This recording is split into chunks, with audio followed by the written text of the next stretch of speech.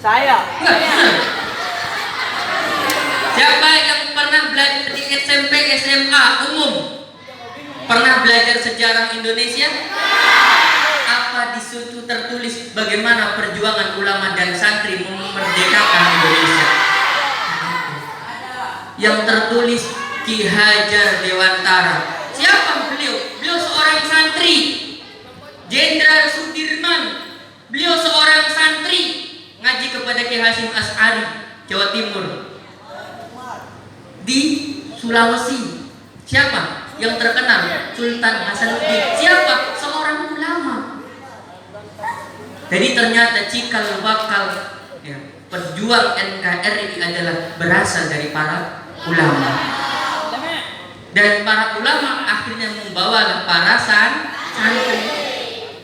Apa pernah ada coba Indonesia berperang dengan Belanda memegang senjata nuklir? Tidak pernah. Ada tidak?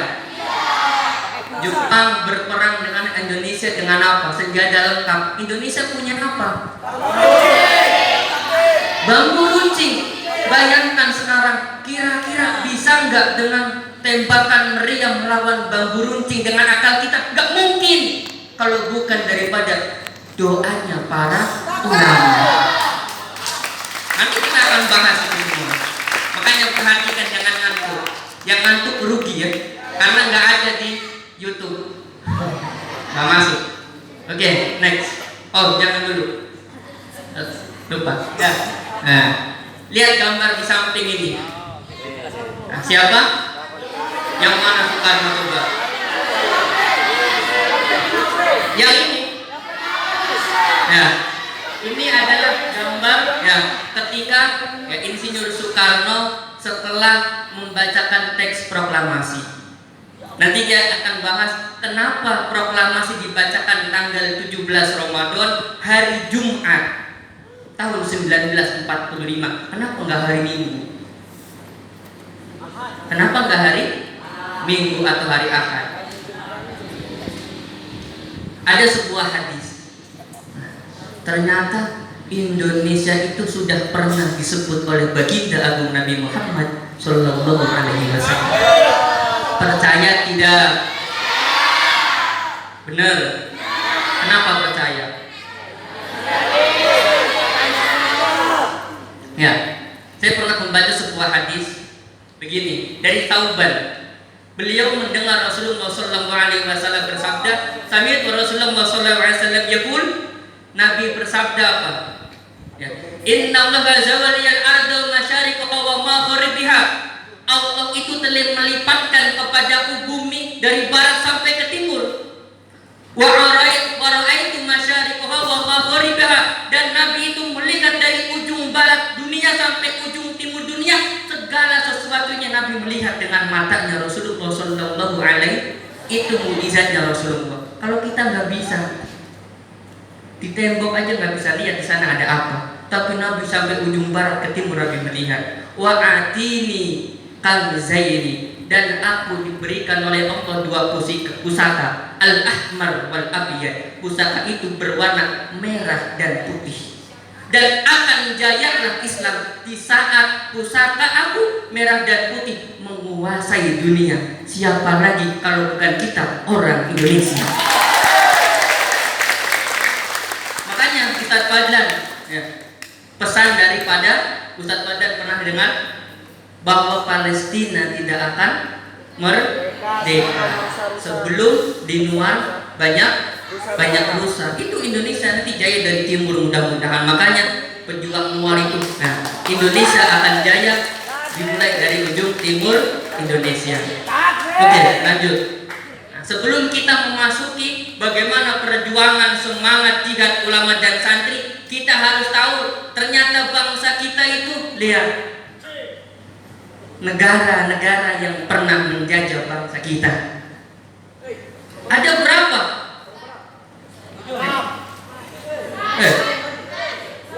Ada berapa? Berapa negara yang pernah menjajah Indonesia? 6. Perhatikan. Nah, Bangsa Indonesia pernah dijajah selama 610 tahun oleh bangsa lain.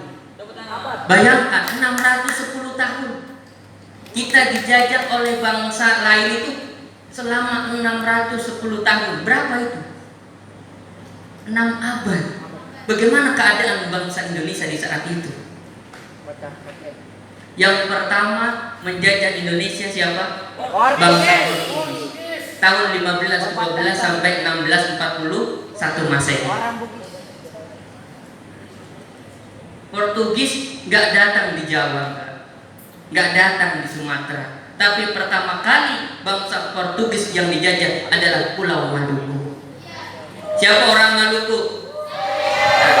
Sekarang saya tanya, kau orang Maluku, ya, siapa yang pertama kali menamakan Maluku? Saya kasih hadiah.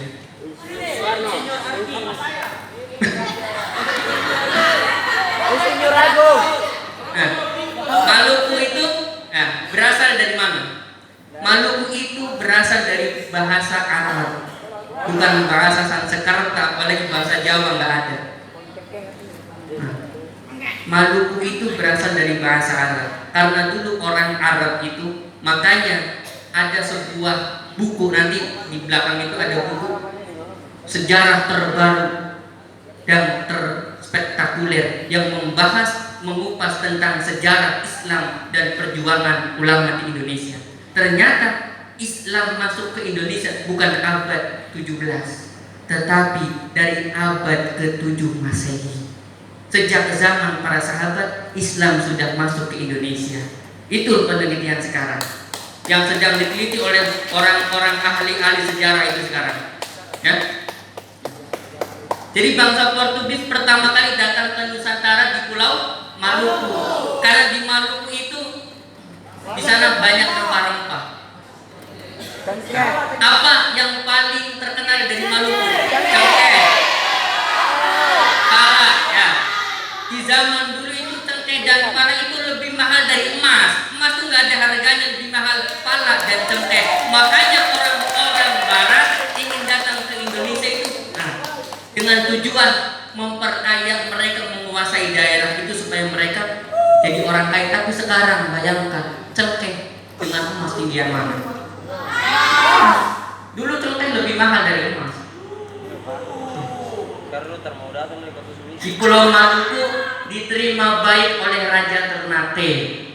Mana orang Ternate? Ya. Jadi Portugis pertama diterima oleh Raja Ternate.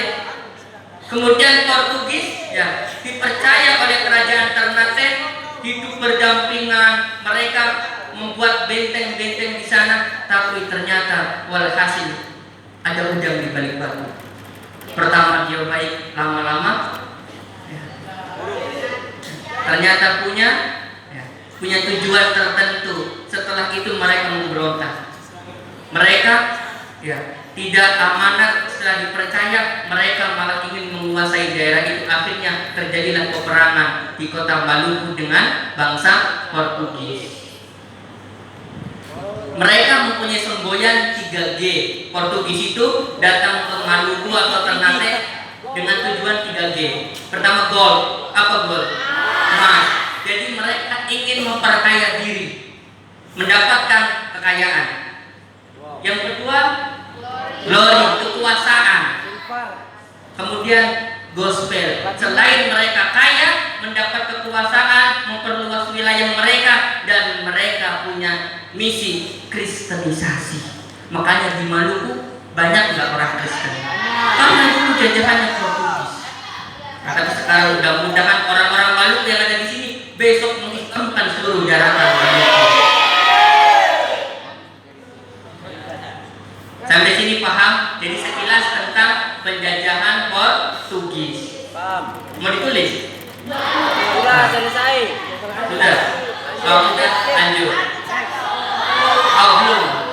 Ya, tulis dulu, tulis. Ya. Itu bangsa. Lanjut. Oke, lanjut. Yang kedua, bangsa Spanyol.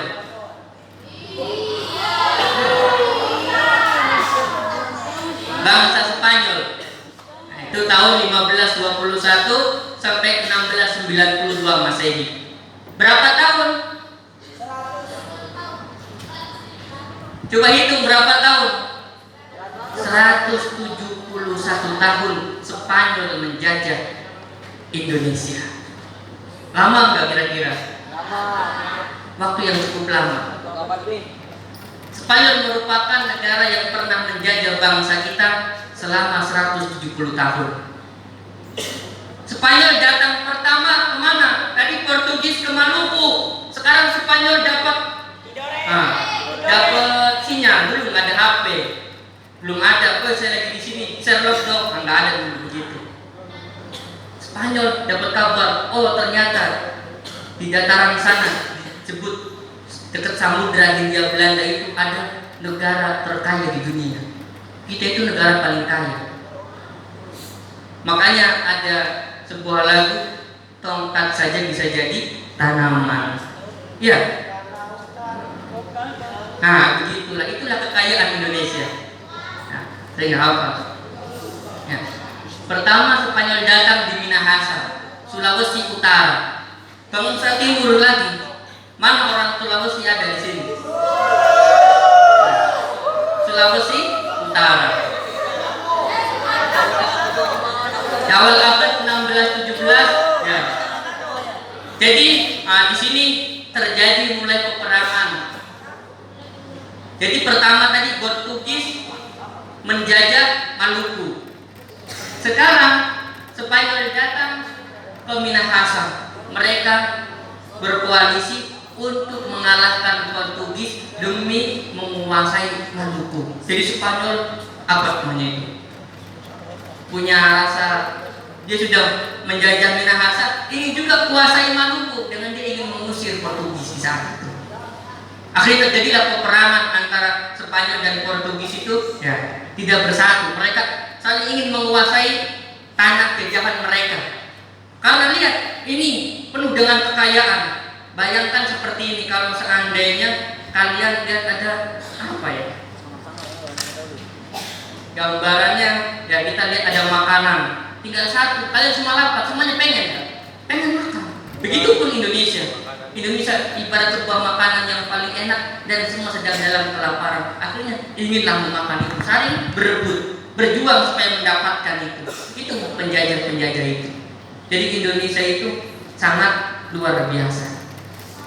Indonesia adalah surga dunia. Surga dunia. Kerajaan Ternate bersekutu dengan Portugis. Akhirnya terjadilah perjanjian saat itu. Udah, kita nggak usah perang. Jadi Portugis dengan Spanyol melakukan perdamaian dan perjanjian bahwa Portugis nantinya memperoleh kepulauan Maluku dan Spanyol memperoleh kepulauan Filipina. Di saat itu akhirnya para pejuang-pejuang dari Minahasa mampu mengusir Portugis pada tahun 1692. Nah, ini tugas kalian, orang Ternate, orang Tidore, orang Maluku, orang Sulawesi, mencari bagaimana sejarah perjuangan rakyat kalian. Kalau bukan kalian siapa? Bagaimana sejarah Ternate? Kau orang Ternate sejarah saya nggak tahu. Kau orang mana Maluku sejarahnya gimana? Oh, nggak tahu. Jangan begitu. Nggak boleh. Tapi kita harus punya jiwa cinta sejarah bangsa kita. Harus tahu sejarah. Harus tahu sejarah. Dari sekarang belum. Menjajah Indonesia apa? Prancis. Tahun 1806 sampai 1811. Berapa tahun? Berapa tahun? 5 tahun. Prancis gak lama di Indonesia. Hanya 5 tahun. Masa kolonialisme Prancis dilatar belakangi dengan jatuhnya kekuasaan Belanda di Eropa. Jadi di Eropa Belanda itu dikuasai oleh Prancis. Jadi di Eropa juga saling begitu, ingin menguasai, bukan hanya di Indonesia dikuasai, tapi negara-negara Eropa ingin menguasai bangsa lain. Itulah masa-masa kolonialisme, imperialisme, saling ingin memperluas wilayah mereka. ternyata Belanda dikuasai oleh Prancis. Sedang di saat itu Belanda menguasai Indonesia. Akhirnya Prancis, nah seperti itu. Jadi mereka itu, kalau ibarat sekarang di Indonesia ada namanya pemekaran kabupaten. Tadinya 2 kabupaten jadi 1 kabupaten, memperluas wilayah. Begitupun bangsa-bangsa dulu seperti itu, ingin memperluas wilayah negara mereka.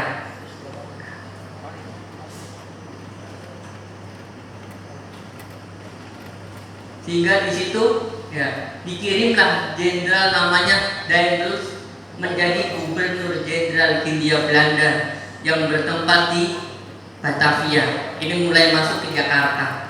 Jadi Jakarta nama tempo dulunya adalah Batavia. Kebijakan-kebijakan yang diupayakan oleh Jenderal Daendels diantaranya pertama, ini Prancis meskipun sebentar tapi kebijakannya sangat menyengsarakan rakyat Indonesia. Pertama, ada namanya kerja rodi. Kerja rodi itu kerja paksa. Jadi dipaksa kerja meskipun diupah harus kerja. Capek harus kerja, gak kerja dihajar lagi. Terus begitu penyiksaan di saat itu. Meskipun seperti itu, tetapi ada beberapa hal positifnya. Di sini ada membangun pabrik senjata di Surabaya, itu di zaman penjajahan Prancis. Kemudian ada juga mereka membangun sekolah militer di Batavia. Jadi nanti cikal bakal tentara negara Indonesia TNI di situ. Kemudian merekrut tentara dari kalangan pribumi timur. Nah ini mereka sudah dari dulu tahu karakter Indonesia. Badan-badannya yang kuat, yang besar adalah Indonesia Timur. Makanya mereka merekrut tentara-tentara untuk membantu kekuatan militer mereka diambil dari orang Timur. Makanya kalian itu orang-orang Timur harus jadi benteng NKRI. Masuk nanti TNI. Siapa yang mau jadi TNI? Nah, Hasim itu nanti jadi jenderal.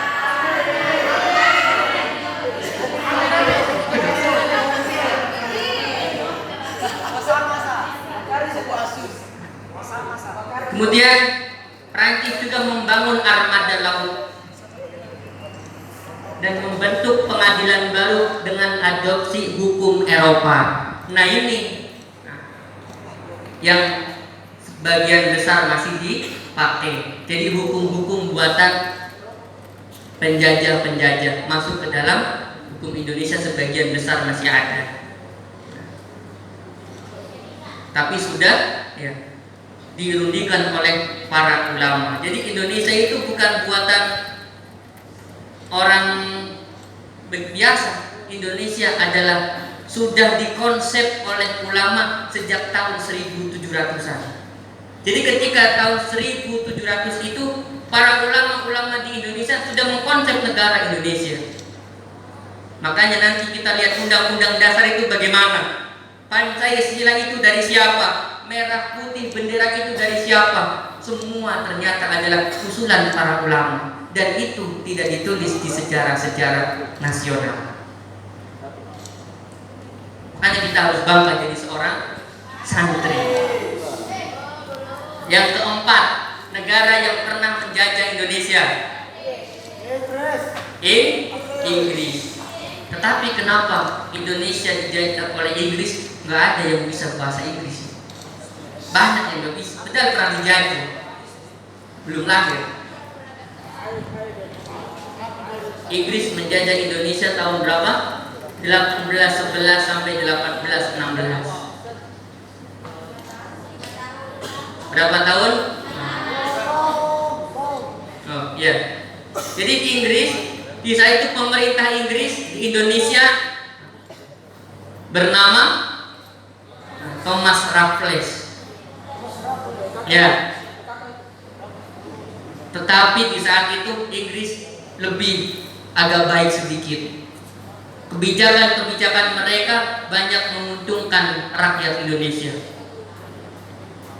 Salah satunya apa? Di situ Inggris menghapus perbudakan. Saya duduk ya. Yang kedua, Inggris juga menghapus pajak hasil bumi. Di zaman penjajahan Inggris nggak ada bayar pajak. Oh sekarang ada, nggak usah dibahas. Jadi di zaman penjajahan Inggris hasil pajak bumi nggak ada. Jadi orang pakai tanah, nggak usah pikir nanti tahun ini saya bayar pajak. Oh ini enggak. Zaman Inggris nggak ada pajak. Itu menguntungkan rakyat Indonesia. Di kota Bogor sekarang terletak di